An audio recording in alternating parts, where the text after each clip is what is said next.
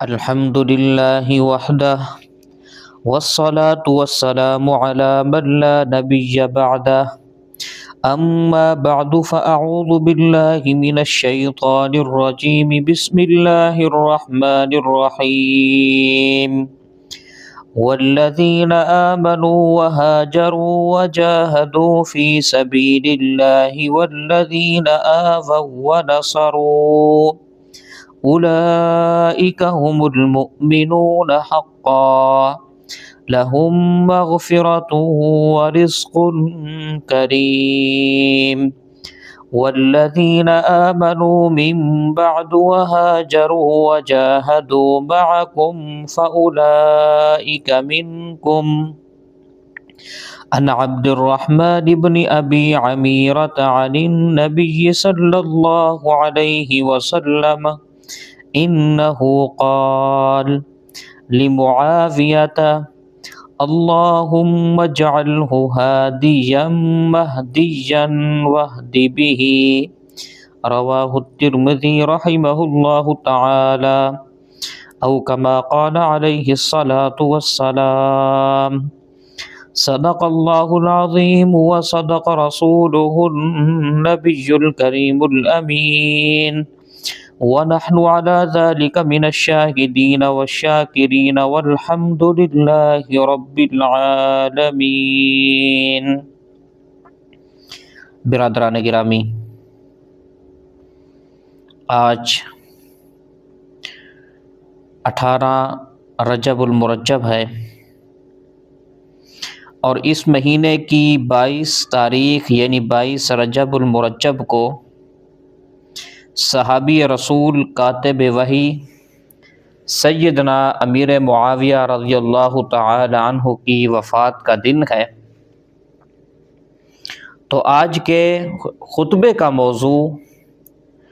سیدنا امیر معاویہ رضی اللہ تعالی عنہ کے فضائل و مناقب قرآن و حدیث سے انشاءاللہ مختصر، اور پھر ان کا جو تفصیلی احوال ہیں حضرت معاویہ رضی اللہ تعالی عنہ کے، وہ انشاءاللہ ذکر کروں گا۔ سب سے پہلے تو جو آیت مبارکہ میں نے تلاوت کی ہے وہ سورۃ الانفال کی ہے، اور یہ 10ویں رکوع سے ہے کہ جس میں حضرت معاویہ رضی اللہ تعالی عنہ کی فضیلت پر کھلی شہادت ہے، کیونکہ اس آیت میں اللہ تبارک و تعالی نے صحابہ کرام رضوان اللہ تعالی عنہم اجمعین کے 3 طبقات اور 3 جماعتوں کا ذکر کیا۔ سب سے پہلی جماعت مہاجرین کی، کہ جو اللہ کی رضا کے لیے ایمان لائے اور ہجرت کی اور جہاد کیا، جیسے خلفائے راشدین ہیں حضرت ابوبکر، حضرت عمر، حضرت عثمان اور حضرت علی رضی اللہ تعالی عنہم اجمعین، یہ ان میں سے مہاجرین میں سے کہ انہوں نے اللہ تعالیٰ کی رضا کے لیے ایمان بھی لایا اور ہجرت بھی کی اور جہاد بھی کیا۔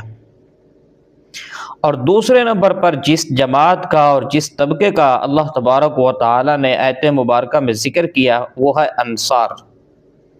کہ جو اللہ کی رضا کے لیے ایمان لائے اور مہاجرین کو اپنے گھروں میں جگہ دی اور ان کی نصرت اور خدمت بھی کی، جیسے حضرت سعد بن عبادہ اور حضرت ابو ایوب انصاری رضی اللہ تعالی عنہما۔ اور تیسرا جو طبقہ ہے، جو تیسری جماعت ہے آیت مبارکہ میں جن کا اللہ تبارک و تعالی نے ذکر کیا، وہ لوگ جو ان کے بعد ایمان لائے، جبکہ نصرت و امداد کی ضرورت نہ رہی تھی، مگر انہوں نے حضور اور صحابہ کرام رضوان اللہ تعالی عنہم اجمعین کے ساتھ مل کر جہاد بھی کیا اور ہجرت بھی کی۔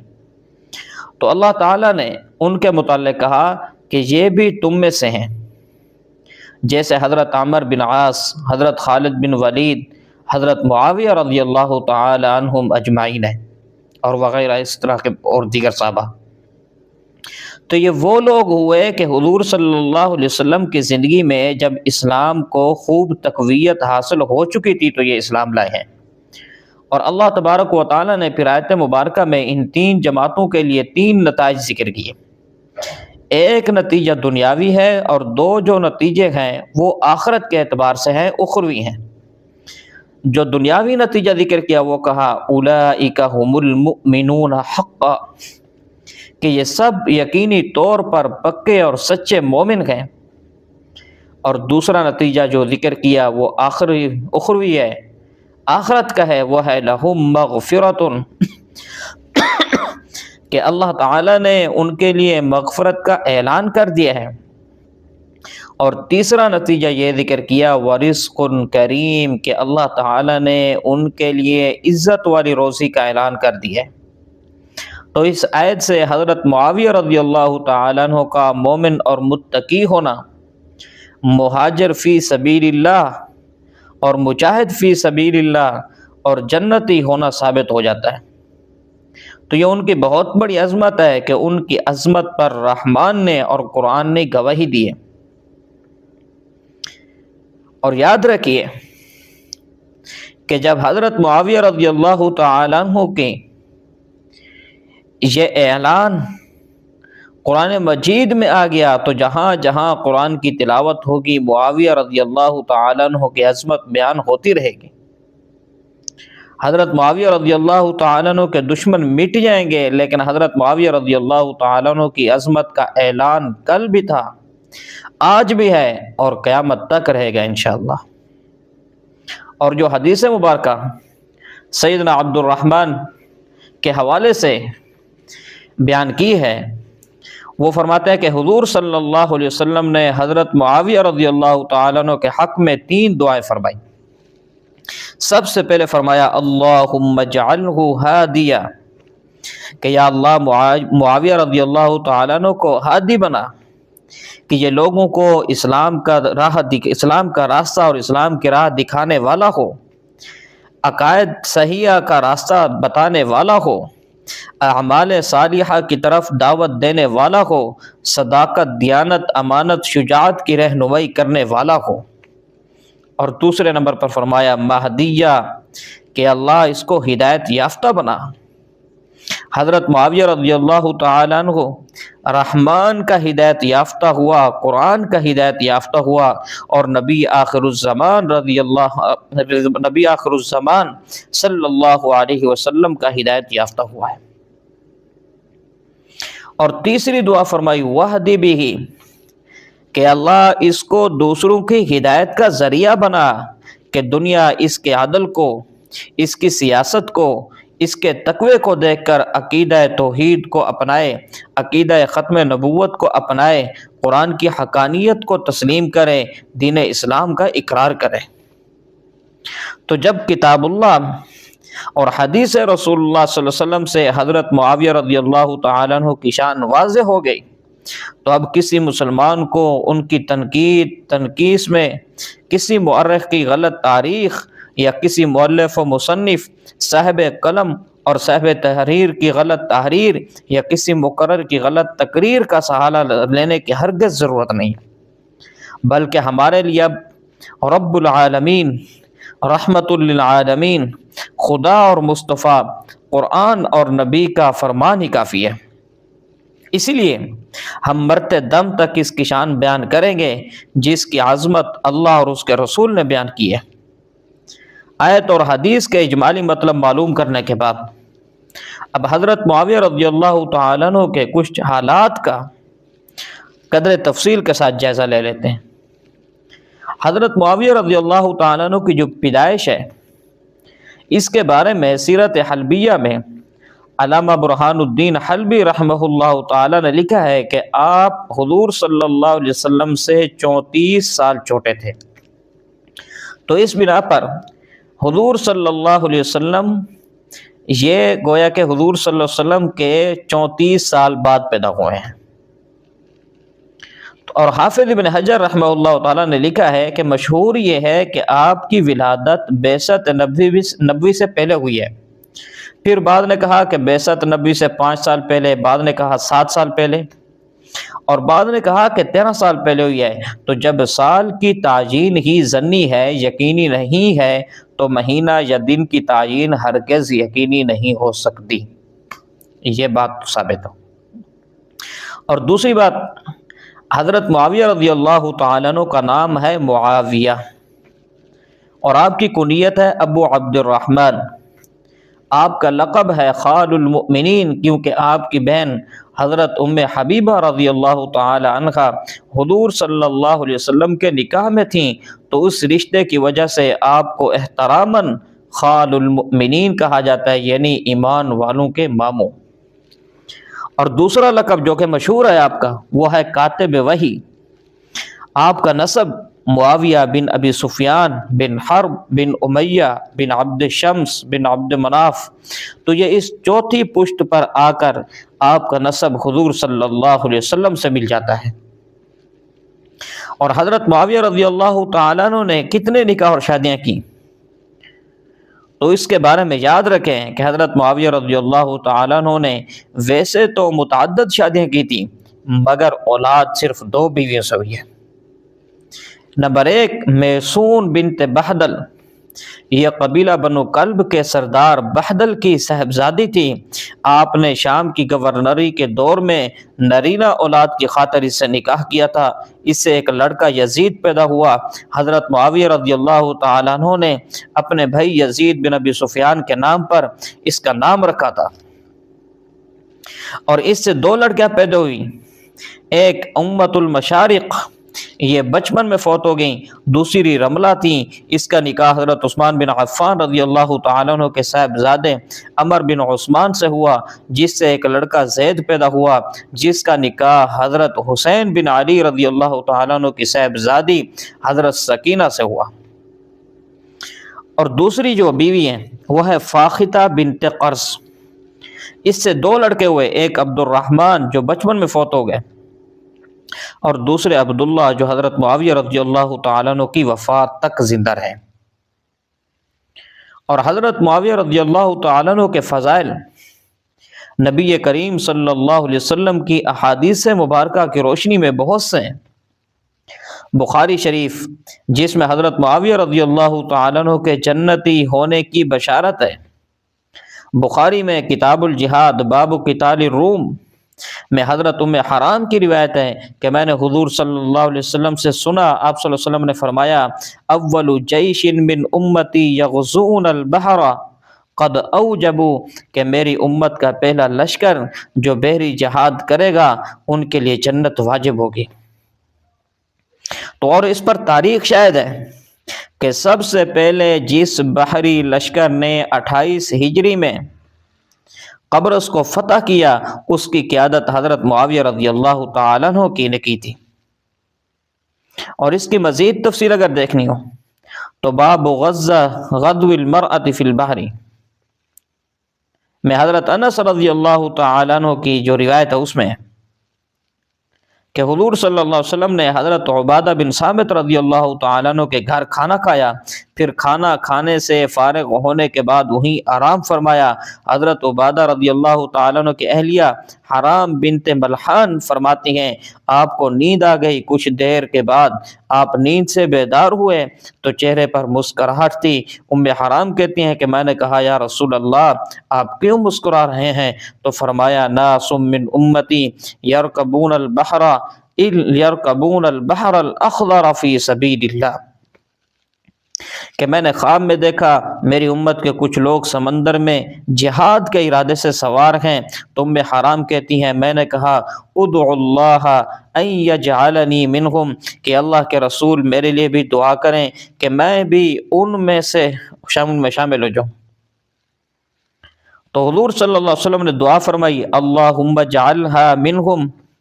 پھر حضور صلی اللہ علیہ وسلم سو گئے، تھوڑی دیر کے بعد بیدار ہوئے، پھر آپ نے دوسری جماعت کا ذکر کیا، ام حرام نے ان میں شریک ہونے کے لیے بھی دعا کی درخواست کی، تو آپ صلی اللہ علیہ وسلم نے فرمایا انت من الاولین ولست من الاخرین، کہ تو پہلی جماعت والوں میں سے تو شریک ہوگی۔ چنانچہ ام حرام بھی حضرت معاویہ رضی اللہ تعالیٰ عنہ کے اس بحری لشکر میں شریک تھیں، اور واپسی میں سواری سے گر گئیں اور انتقال فرما گئی۔ تو حضور صلی اللہ علیہ وسلم نے حضرت معاویہ رضی اللہ تعالیٰ عنہ کے جنتی ہونے کی بشارت دی ہے۔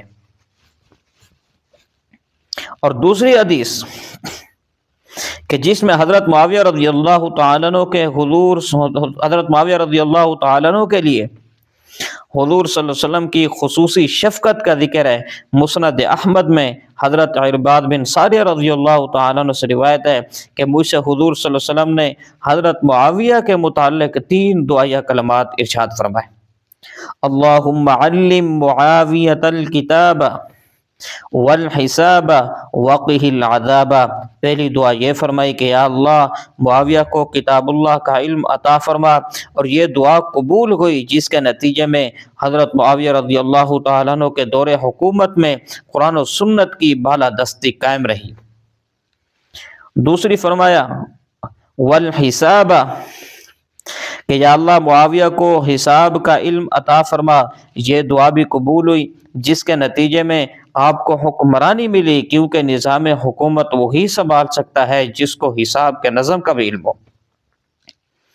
تیسری دعا فرمائی واقعی العذاب، کہ یا اللہ معاویہ کو عذاب سے محفوظ فرما، بچا لیں، یہ دعا بھی قبول ہوئی جس کے نتیجے میں آپ نے حضرت معاویہ رضی اللہ تعالیٰ عنہ کو جنتی ہونے کی بشارت دی ہے۔ اور تیسرے نمبر پر کہ جس میں حضرت معاویہ رضی اللہ تعالیٰ عنہ کے لیے خلافت و حکومت کی پیشگوئی کی گئی ہے۔ مسند احمد میں حضرت معاویہ رضی اللہ تعالیٰ عنہ فرماتے ہیں کہ ایک مرتبہ حضور صلی اللہ علیہ وسلم کو وضو کرا رہا تھا، آپ صلی اللہ علیہ وسلم نے میری طرف دیکھ کر فرمایا یا معاویہ، کہ اے معاویہ اگر تجھے خلافت و حکومت سونپی جائے تو اللہ سے ڈرنا اور انصاف کرنا اور حسن سلوک سے پیش آنا۔ حضرت معاویہ رضی اللہ تعالیٰ عنہ فرماتے ہیں کہ حضور صلی اللہ علیہ وسلم کے ان کلمات کی وجہ سے مجھے یقین ہو گیا کہ مجھے حکومت ضرور ملے گی۔ چنانچہ مجھے حکومت مل گئی۔ اس لیے علماء نے لکھا ہے کہ حضرت معاویہ رضی اللہ تعالیٰ عنہ کی خلافت و حکومت حضور صلی اللہ علیہ وسلم کی دعا اور پیشگوئی کا نتیجہ تھی۔ اور چوتھے نمبر پر کہ جس میں حضرت معاویہ رضی اللہ تعالیٰ عنہ کی دنیاوی ہمت اور طاقت کا ذکر ہے، کنز العمال جلد نمبر 7 میں کہ حضور صلی اللہ علیہ وسلم نے فرمایا ان معاویہ لا یصارع احدا الا صرعہ معاویہ، کہ حضرت معاویہ سے جو بھی مقابلہ کرے گا حضرت معاویہ رضی اللہ تعالیٰ عنہ اس کو پچھاڑ دے گا۔ اور 5ویں نمبر پر جس میں حضرت معاویہ رضی اللہ تعالیٰ عنہ کے لیے آخرت کے انعام کی خوشخبری ہے، کنز العمال جلد نمبر 6 میں حضور صلی اللہ علیہ وسلم نے فرمایا یبعث اللہ معاویۃ یوم القیامہ وعلیہ رداء من نور الایمان، کہ اللہ تعالیٰ قیامت کے دن حضرت معاویہ رضی اللہ تعالیٰ عنہ کو اس حال میں اٹھائیں گے کہ ان پر نور ایمان کی خصوصی چادر ہوگی۔ اور 6 نمبر پر جس میں حضرت معاویہ رضی اللہ تعالیٰ عنہ کے علم و حلم کا ذکر ہے، امام بخاری نے تاریخ کبیر جلد نمبر 4 میں یہ روایت ذکر کی ہے کہ ایک مرتبہ حضرت معاویہ رضی اللہ تعالیٰ عنہ کو حضور صلی اللہ علیہ وسلم نے اپنی سواری پر پیچھے سوار کر لیا، پھر فرمایا اے معاویہ تیرے جسم کا کون سا حصہ میرے جسم سے چمٹا ہوا ہے؟ تو حضرت معاویہ رضی اللہ تعالیٰ فرماتے ہیں میں نے کہا میرا پیٹ اور سینہ آپ کے جسم سے ملا ہوا ہے، تو آپ صلی اللہ علیہ وسلم نے فرمایا اللہم املاہ علما، کہ اور دوسری بات میں وہ حلم، کہ یا اللہ معاویہ کے دل کو علم اور حلم دونوں سے بھر دے۔ اب ذرا چلتے ہیں کہ حضرت معاویہ رضی اللہ تعالیٰ عنہ کے فضائل صحابہ کرام اور سلف صالحین کے ارشادات کی روشنی میں ذکر کرتا ہوں۔ اسد الغابہ میں حضرت معاویہ رضی اللہ تعالیٰ عنہ کے بارے میں ذکر ہے کہ حضرت عمر رضی اللہ تعالیٰ عنہ نے اہل عرب کو مخاطب کر کے کہا تھا کہ تم کیسر و کسرا کی سیاست و تدبر کو یاد کرتے ہو، حالانکہ تم میں معاویہ موجود ہیں۔ اللہ نے آپ میں فطری طور پر تدبر اور سیاست کی استعداد رکھی ہوئی تھی، اسی وجہ سے آپ کے دور خلافت میں امن و امان رہا، لشکر بھی فرما برداری کرتا تھا اور فتوحات بھی بہت ہوئی۔ اور ترمذی شریف میں جلد نمبر 2 میں ہے کہ حضرت عمر رضی اللہ تعالیٰ عنہ نے حمص کی گورنری سے حضرت عمیر کو رضی اللہ تعالیٰ عنہ کو جب معزول کیا تو ان کی جگہ حضرت معاویہ رضی اللہ تعالیٰ عنہ کو گورنر بنایا، تو بعض لوگوں نے حضرت عمر رضی اللہ تعالیٰ عنہ کے سامنے حضرت معاویہ رضی اللہ تعالیٰ عنہ پر تنقید کی، تو انہوں نے کہا کہ معاویہ کو برا نہ کہو، کیونکہ میں نے حضور صلی اللہ علیہ وسلم سے سنا ہے، آپ صلی اللہ علیہ وسلم نے فرمایا کہ اے اللہ اس معاویہ کے ذریعے دنیا کو ہدایت دے۔ اور اسی طرح البدایہ والنہایہ میں حضرت ابن عباس رضی اللہ تعالیٰ عنہ کا قول مذکور ہے، فرماتے ہیں کہ حکومت کے لیے معاویہ رضی اللہ تعالیٰ عنہ سے زیادہ لائق میں نے کسی کو نہیں دیکھا۔ اسی طرح منہاج السنہ میں حضرت ابو الدرداء رضی اللہ تعالیٰ عنہ کا قول مذکور ہے، وہ فرماتے ہیں کہ میں نے آپ کے امام امیر معاویہ رضی اللہ تعالیٰ عنہ سے زیادہ کسی کو نہیں دیکھا کہ جس کی نماز حضور صلی اللہ علیہ وسلم کی نماز کے زیادہ مشابہ ہو۔ اور اسی طرح العواصم من القواسم میں ہے، حضرت مجاہد رحمہ اللہ تعالیٰ عنہ فرماتے ہیں لو ادرکتم لقلتم ھذا المہدی، کہ اگر تم حضرت معاویہ کا زمانہ پاتے تو تم کہتے کہ یہ مہدی ہے۔